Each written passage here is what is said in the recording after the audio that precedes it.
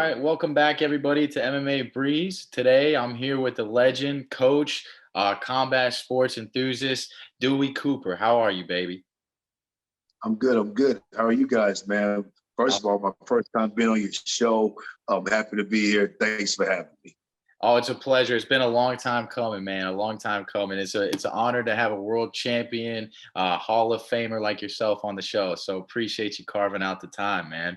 Um, Yeah, so just to give a little background to the rest of the folks here tuning in, tell us a little bit briefly about your story. Like, how did you find combat sports, and also how did you find the name the Black Cobra?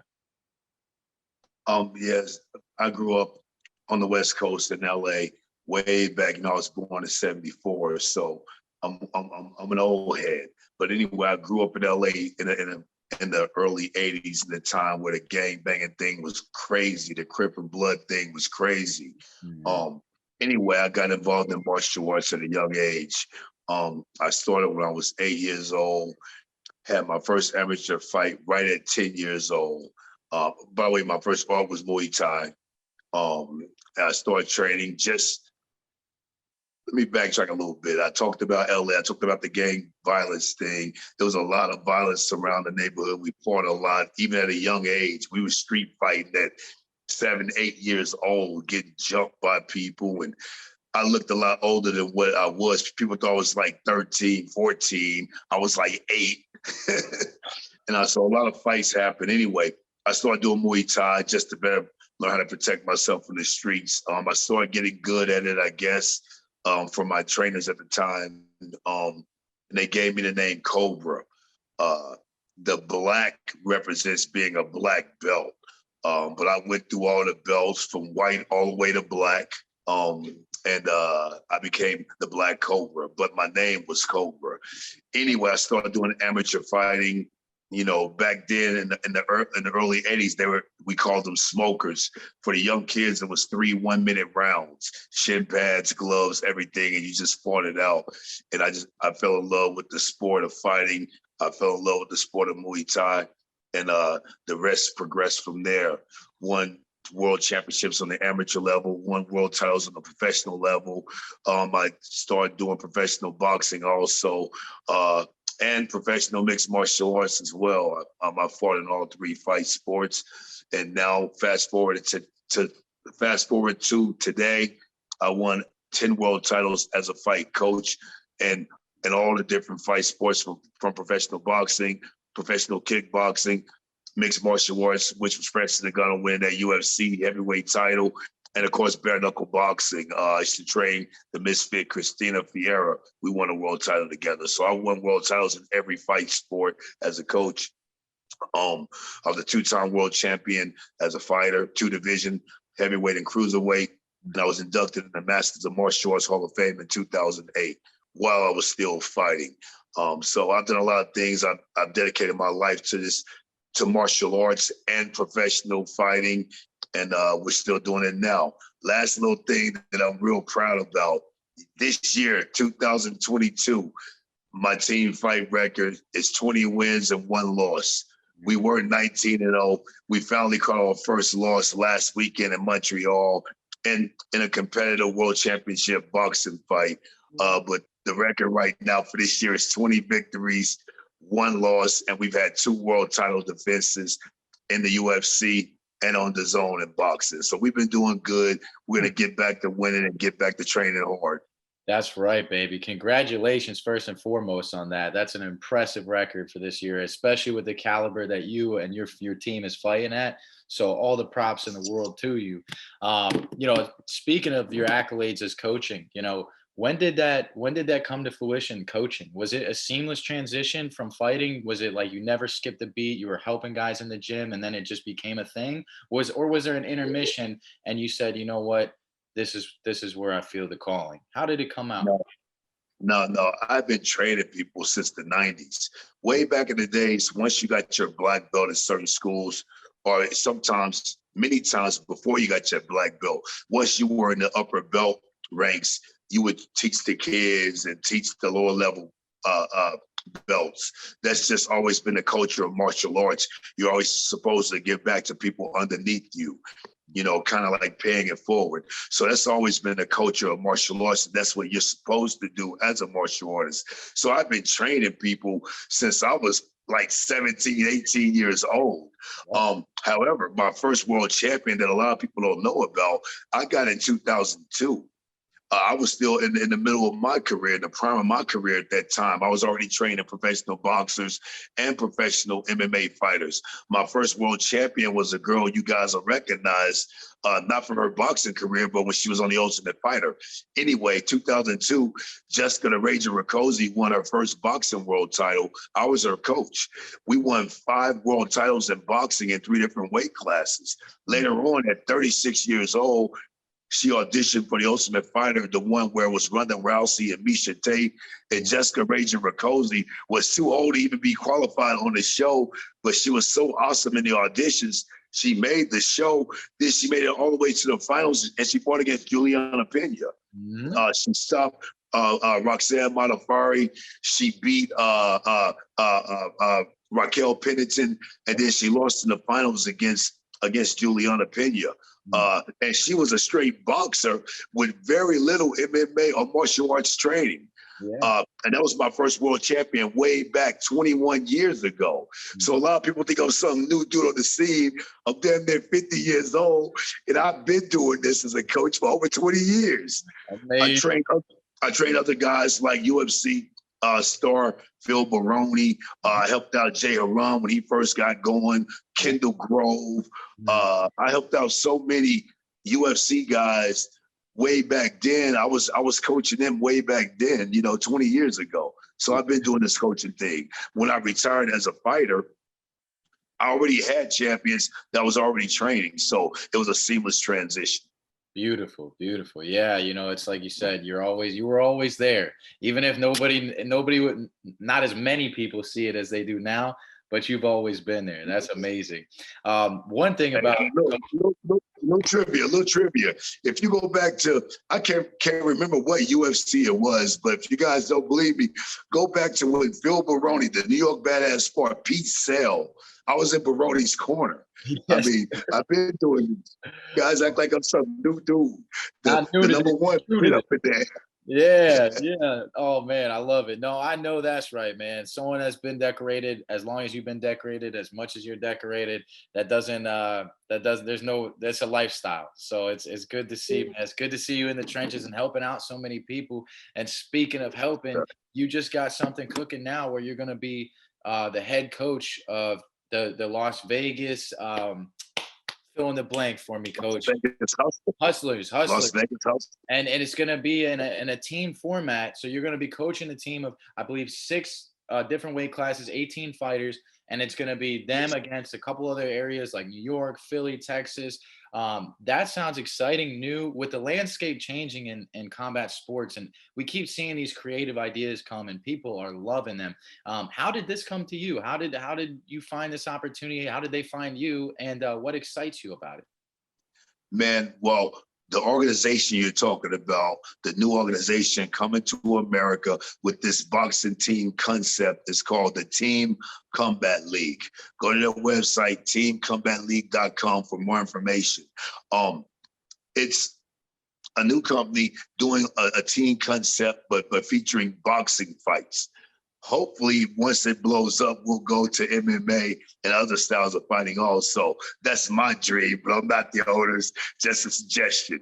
However, there's 8 cities. You have New York, Philadelphia, Washington, D.C., Houston, Texas, Dallas, Texas, Las Vegas, Nevada, Los Angeles, California, and they have a team from Mexico, Tijuana, Mexico. Each team will consist of 6 different weight classes. There's 1 women's weight class. Keep in mind, these are boxing weights, so it's the featherweights in the women weight division, which is 126, in the women's weight division. Then you got the lightweights, welterweights, middleweights, light heavyweights, and the heavyweights in the men divisions. Each division has 3 members. You have your first teamer, your second teamer, and then a third backup in case one of the first or second team people get hurt. Anyway, it's going to be each Each of the first 2 members of the team will fight 1 round in the first half. There'll be a halftime, a brief halftime, and then the second half starts and they fight again. So each contest will be a total of 24 rounds, 12 rounds, halftime, then another 12 rounds. The scores will be tabulated and you'll have a winner. Just like in a wrestling tournament when it's, team versus team, same type of thing. The exciting thing about this, remember, guys, it's 1 round boxing fights. You don't have a lot of time to pop the jab and set up your kill shot. You got 3 minutes to work. You get 2 3-minute rounds, 1 round and a half. It's going to incite excitement. You got to go or you're going to lose. So it's perfect for today's landscape of you want excitement. You don't want a bunch of downtime. You want an action product. Team Combat Lead is definitely going to give you that action product, and we're excited about it. I was selected as the head coach of the Las Vegas Hustle team. We're having our tryouts here in Las Vegas, October 6th and 7th. I'm excited. Any of you guys, whether you're a professional boxer, professional MMA fighter, street fighter, amateur fighter, a guy who wants to get in there and throw some hands, you're all welcome to the tryouts. Come on out. If you can fight, if you can do the, do the tests I have lined up for you, and you can fight well, you can possibly make the team. We're giving out 6-figure contracts for the team, guys. This is not some low-budget show. Guys are getting paid professional fight money, and it's only for 2 rounds a show. You can't beat the money. Guys are going to get paid, and you can't beat this new company. They're really putting funding into the company, and all fighters on all teams get full coverage insurance for the entire season, entire year. Wow. Now that's pretty cool stuff right there. I hadn't heard any of that about, hey, they're covered. The backing is good. The rounds are short, right? Even though they're going to entice damage, it's not like, you're getting sucked into a whole lot of danger there. So that's an amazing structure. Let me ask you, Coach, with real fast, keep in mind, the total 1 person will fight per competition is 6 minutes, 2 3-minute rounds, 1 round, then you get a long break, halftime, then the next round. So it won't be a continuous thing, but you get 3 minutes to let them go. You better take advantage of that 3 minutes. Yeah, and then you get another fresh 3 after you recover. So that's amazing. I want to ask, because you referenced like wrestling matches. So in wrestling, if you get a pin, you get the 6 compared to if you win off points. Is there some sort of incentive like that? If you get the knockout, does your absolutely team... Okay, that's 6. Yes, the knockout is 6. Yes, sir. Yes, sir. If you win a unanimous decision, you'll get 3. If it's a split decision, you'll get 1 point. Stuff like that. If it's a draw, no one gets anything. It's 0. So we'll give you incentive to really be dominant. If you dominate a round, you can possibly make 3 points. If it's a close fight, one judge had me winning, one judge has you winning, other judge has me winning by 1 point. I only get 1 point for that. So it's not like a win, you automatically get your 3 points. So it's more fair based. The more dominant you are, the more you will be rewarded. And I really like that type of scoring. If you and I, if any one of us could have won, half the people thought you won, half the people thought I won. Even though I get the decision, I shouldn't win by 3 points. It could have went either way. It was a judgment call. So now I only win by 1 point. That makes it more fair. And we thought about all those small details to, make the company more exciting and more appealing to today's time. And if you know anything about boxing, right now, professional women are still fighting 2 minutes. And we think that's asinine. We think that's ridiculous. The women put it down just like the men. Many times they fight harder than a lot of the men on a lot of the shows. So all the women fights on the Team Combat League are 3 minutes, just like the men. Boxing fights are 3 minutes for professionals. And right now in the women's division, they're still doing 2 minutes. No, we don't like that. The women are doing 3-minute rounds just like the men. It's professional boxing. Amazing. I mean, when the landscape's changing, I didn't think anything else could come out with all the great structures that have been created. PFL, bare knuckle, and it's just such a fun time to be in combat sports. I'm really excited about this platform, Coach. I'll be tuning in. You're Yes, and last thing, we yeah. love boxing, and we're just trying to add on to the great sport of boxing. We're not trying to take over or say boxing is not good. Boxing is very exciting, but we're gonna mix the entertainment that mixed martial arts brings to the fight business. We're gonna bring an entertaining show, and we're gonna just try to make boxing even better than what it already is. Exciting and a great sport. Beautiful, beautiful. And I think we're as equally as excited to see it because I believe in you guys and what this is going to do is going to be, it's going to stimulate us quickly. It's going to keep us up. So it's a good structure, man. I'm really pumped. You're a father, a coach to so many. How do you find the gas, the fuel to keep it going every day? Is it just love? Is it pure passion? Talk to us about how you stay so busy and so committed to all these people that rely on you. Yeah, it's the cliche thing when people say, when they say, when you do what you love, you never work a day of your life. And it's so true. I just wish everyone in the world could do what their calling is, because when you're doing what your calling is, man, it's not like it's work. No matter, not saying it's not exhausting, not saying it's not hard on the body, but when you love something, you're willing to die for it. People use the word love so loosely, like, oh, I love this, I love that. If you love something, you're willing to die for it. A parent, they will all tell you, I'm willing to die for my kids. If someone had a gun on my kid and said, I'm either shooting them or you, I'm gonna step in front of that bullet and take it right in the cranium every single time. That's what real love is. And if you have real love for what you do, no matter how hard it is, that's the analogy I'm using. No matter how grueling it is, you're going to do it passionately and to the best of your ability. And that's what this is for me. Guys, I've been doing martial arts for 38. Well, I started when I was 8. So 40 years, man. I Yeah. started fighting at 10. I've been fighting for 38 years. I started this 40 years ago. This is something that has driven me to places I never would have been. It's made my life definitely better. It gave me a level of popularity that I wouldn't have had. And I've seen this entire world many times over.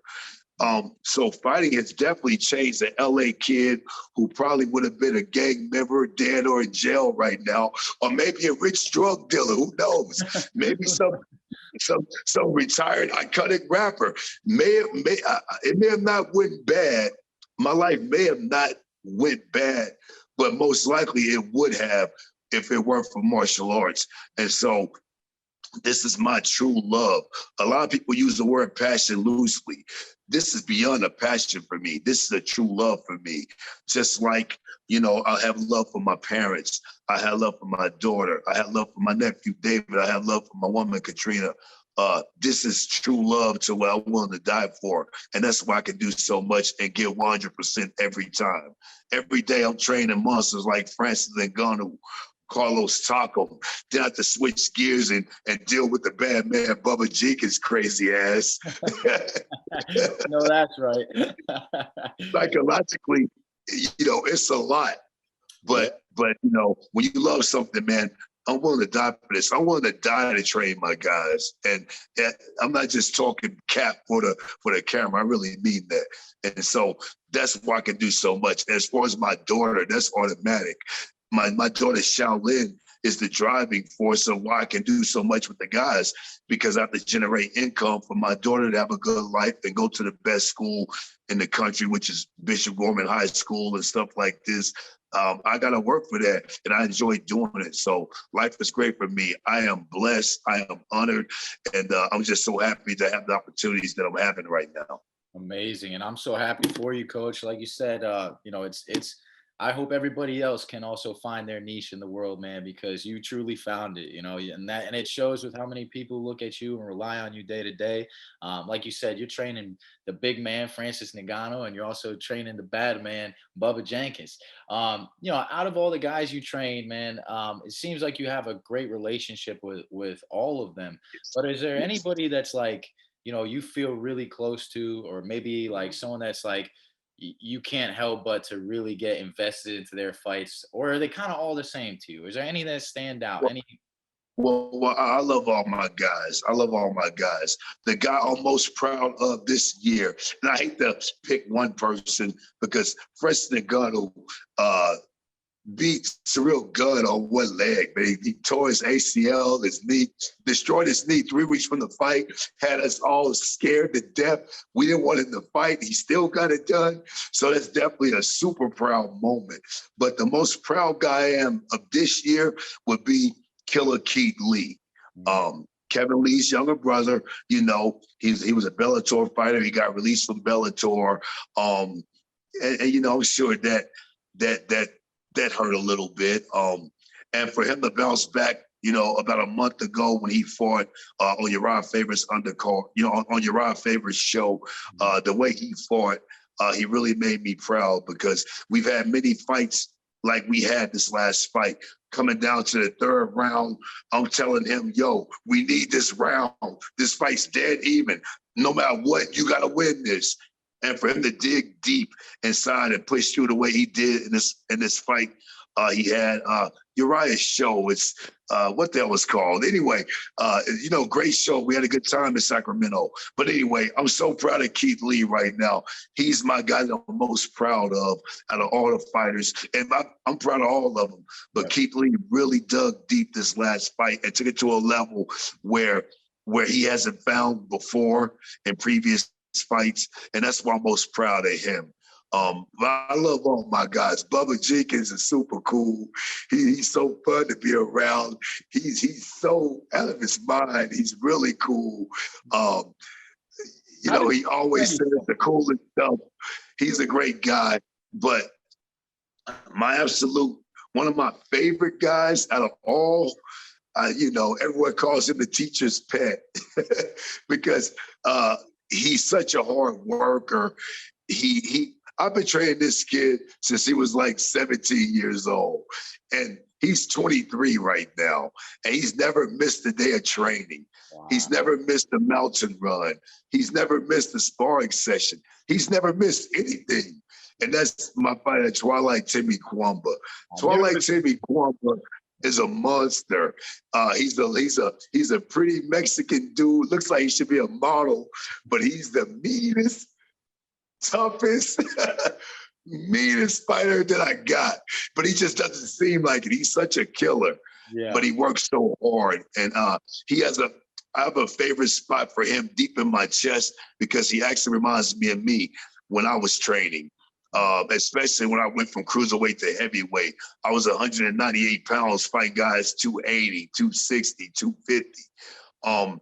And I had to train extra hard and do everything I could just to compete with these big monsters.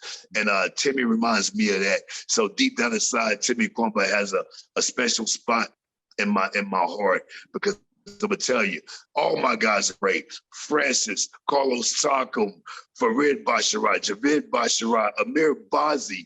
I mean, Jamie Miracle Mitchell, Kylie Former. I mean, I love all these guys. Kevin Lee, Keith Lee. I love them all. But Timmy, man, he trains like there is no one who trains harder than Timmy. I'm willing to put Timmy against the greatest fighters in any era. And I would say he's willing to die in training. He's a throwback from the Jack Dempseys to the Julio Cesar Chavez's to the Khabibs of now, the guys who train hard. You know, the Roy Joneses, the Floyd Mayweathers, and I've witnessed Floyd Mayweather train since he was young to now. Timmy's on that level. He'll train all day. I love that. That's incredible. Hey, shout out Timmy. I'm looking forward to watching him keep growing. 23 is a very young age. So we know the sky's the limit. We'll definitely keep our eyes out. He'll be in UFC in about the next year. He'll be in UFC. He's coming. He's coming. Hey, y'all give him a follow. That was going to be one of my questions to you, Coach. Is there anybody, you know, and you answered it, but is there anybody else from the gym that maybe the general public isn't totally aware of, or they're not on our radar, but they should be? Is there anybody we should be looking out for other than Timmy, of course, on the come up? Well, of course, the guy's already in the UFC. Javid Basharat, his brother Farid Basharat just got in with his outstanding performance on the Contender show, on Dana White's show. And then Amir Bazi. Amir Bazi has a crazy fight coming up against Angel Perez. It's going down in the UFC. But those three guys, you definitely should be following. The Basharat brothers, Javid and Farid Basharat, are the first Afghanistan-signed UFC fighters. And then Amir Bazi, Amir the Prince Abazi, is the first fighter from Iraq that's signed to the UFC. Okay. So, we get some guys from all over the globe getting into the UFC doing really good things. So those definitely are three guys the whole world should be looking at because they're all super talented. Amir fights at 125. The Basharat brothers both fight at 135. Got to be some real interesting things coming on with them. And by the way, the Basharat brothers have a combined record of 22-0. Javid's 13-0, 2-0 in the UFC, and his brother Farid is 9-0. So the Basharat brothers, man, they are really special fighters, and the world will know their names real soon. We have some things cooking in Las Vegas, don't we, Coach? There's some things cooking out there. I like to hear. Yeah. And by the way, since you mentioned cooking, we better put some respect on the bad man's name. Ain't nothing bigger than what we got coming up November 25th, Madison Square Garden. The Batman Diggs, Dim soon know. Bubba Jenkins is fighting for $1 million and the 2022 PFL world title against the badass Brit, Brendan Loughnane. It's going down. Bubba, one fight left for the $1 million that he wants and the championship 11 world title that I want for Black Hova Striking Systems. It don't get no better than what Bubba got going on. You already knew we were going to talk about that, Coach. You knew that was coming up, man. So look, that's the thing. We've watched Bubba. I mean, he's been looking primed up. I've watched him since he was in college. I followed him wrestling. He followed me back in 2011 on Twitter, and I was just coming out of high school. So now watching him, you can do the eye test. You can see it. But someone like you who's in there with him every day, just how much has he grown in the last couple years? Even just being in the PFL, we've watched him evolve. His wrestling is on display, obviously, but also something I'm sure is a big credit to you is his 3-2. He puts a nasty one on him. So, I mean, how much has he come? How far has he come in the last couple years? Man, Bub has come a long ways. And the thing is, he already had it in him. It was just characteristics and training methods weren't pulling them out of him. Bubba, the reason why I said the things about Bubba earlier, I said crazy ass Bubba. Bubba's not a crazy dude or none. I meant that in a cool, complimentary way. Bubba is like super talented. He's from Virginia. He's like Allen Iverson type. I don't know if you guys in the hoop. Remember how dope Allen Iverson was? Yeah. He was a one-man show. Allen Iverson didn't care about practice, none of that. He like, I'm going to give you 50 when the game goes. Don't even talk to me till game time. Because Allen Iverson was that talented, that athletic, great football player. Bubba is the same exact way. And with all that great talent comes great responsibility. and that's the thing you have to understand about Bubba. Bubba is very rare. He's a very rare guy. So you can't really train him the way you train most of your guys because Bubba, you have to kind of set your ego aside as a coach, no matter how great you are, and say, okay, my job as a coach is to improve my fighters. And whatever I have to do that, I will do. And with Bubba, I have to do that for myself. I'm all about my fighters anyway. I try my best to improve my fighters, but Bubba's different. Can't get on him every day about being late. You can't trip if he misses the training session and don't call you. Things that most coaches will go crazy about, man. They lose their mind. Be like, hey, fuck this guy. You know what I mean? Bubba, you got to understand him, and I understand him. We have a great relationship outside of fighting, and I know as long as we clear certain milestones in training, we're good. Mm-hmm. And that was the case last year for sure. We weren't always in unison with the trainer, like, Bub, you gotta be here, bro. And he don't show up, and this sort of thing. You know, I had to learn, like, hey, I'm gonna make the most of the time he's here and then do my best to make it intriguing and exciting enough for him to want to be here more. And so he helped me become better as a coach. So I never said this publicly. This is, people don't even know this. This is first time I'm even talking about this to you. He helped make me a better coach because he made me have to redo some of my guidelines as a coach too.